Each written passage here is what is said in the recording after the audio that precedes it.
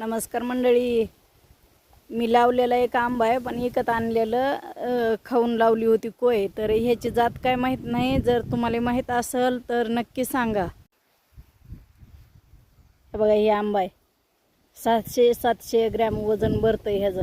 आणखीन 1.5 महिना टाईम आहे ह्याला पिकायला, पण मोठालं होते आंबा. रस तर असला छान लागतंय, उगं मस्तच. खायला लय चटकबाजा आंबा आहे उगं. चोकून खायला पण आणि रसाला पण. व लहान कोय निघती आणि आंबा एवढा मोठा आहे, मस्तच्या मस्त.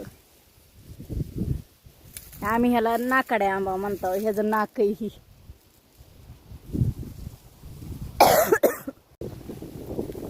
देटाला तर लय पक्का आहे. कसलंच वारं कावदान आलं तरी पडत नाही ते ह्याचं आंब. तुम्हाला जर माहीत असेल ह्याची जात कोणची तर सांगा. आता ह्या झाडाची भरपूर आपण कलम केले ते 20-25, कारण लय छान आहे. केसरपेक्षा सुद्धा चवीला छान आहे.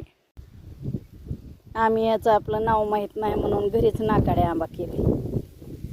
हे त्याचं नाक आहे. एकच झाड आहे आपल्याकडे ह्या नाकाड्या आंब्याचं, पण आता केले ते 7-8 कलम. कसं तांब मग या खायला.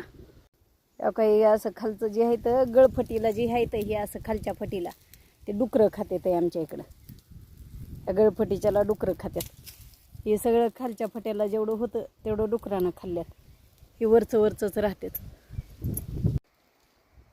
या मग आपला नाकाड्या आंबा खायला.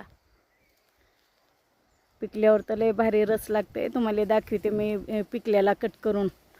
पिकल्यावर पण आणखीन 1-1.5 महिना टाईम आहे.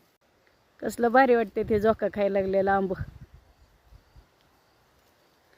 म्हणून झोका खेळायलेत. चला मग भेटू उद्या दुसऱ्या व्हिडिओ सोबत.